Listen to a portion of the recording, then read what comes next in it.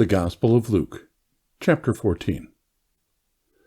And it came to pass, as he went into the house of one of the chief Pharisees to eat bread on the Sabbath day, that they watched him. And behold, there was a certain man before him which had the dropsy. And Jesus answering spake unto the lawyers and Pharisees, saying, Is it lawful to heal on the Sabbath day? And they held their peace. And he took him, and healed him, and let him go.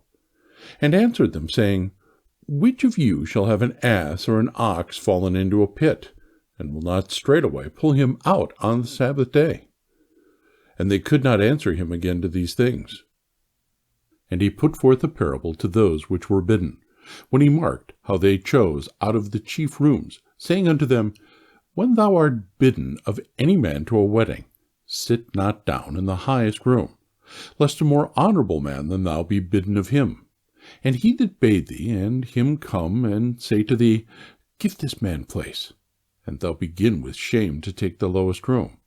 But when thou art bidden, go and sit down in the lowest room, that when he that bade thee cometh, he may say unto thee, Friend, go up higher.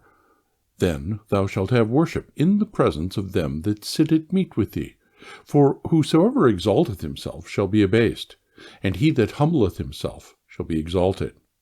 Then said he also to him that bade him, When thou makest a dinner or a supper, call not thy friends, nor thy brethren, neither thy kinsmen, nor thy rich neighbors, lest they also bid thee again, and a recompense be made thee.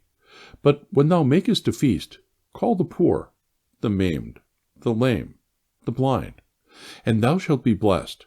For if they cannot recompense thee, for thou shalt be recompensed at the resurrection of the just.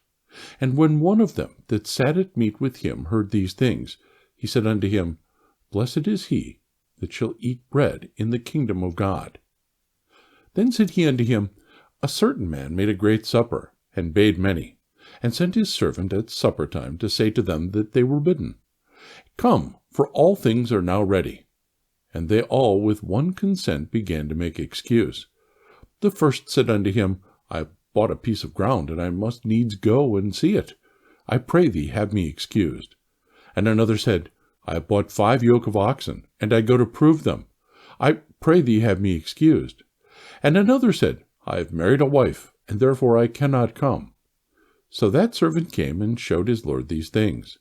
Then the master of the house, being angry, said to his servant, Go out quickly into the streets and lanes of the city, and bring in hither the poor, and the maimed, and the halt, and the blind.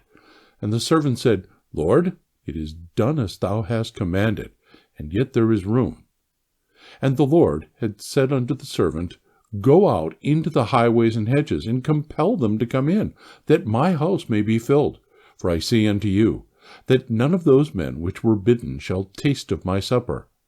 And there went great multitudes with him. And he turned and said unto them, If any man come to me, and hate not his father, and mother, and wife, and children, and brethren, and sisters, yea, and his own life also, he cannot be my disciple. And whosoever doth not bear his cross, and come after me, cannot be my disciple. For which of you, intending to build a tower, sitteth not down first, and counteth the cost, whether he have sufficient to finish it? Lest haply, after he hath laid the foundation, and is not able to finish it, all that beholdeth it begin to mock him, saying, This man began to build, and was not able to finish.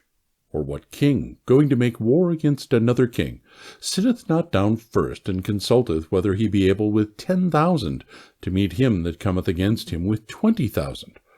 Or else, while the other is yet a great way off, he sendeth an ambassage, and desireth conditions of peace.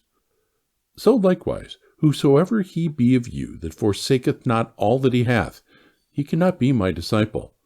Salt is good, but if the salt have lost his savour, wherewith shall it be seasoned? It is neither fit for the land, nor yet for the dunghill, but men cast it out. He that hath ears to hear, let him hear.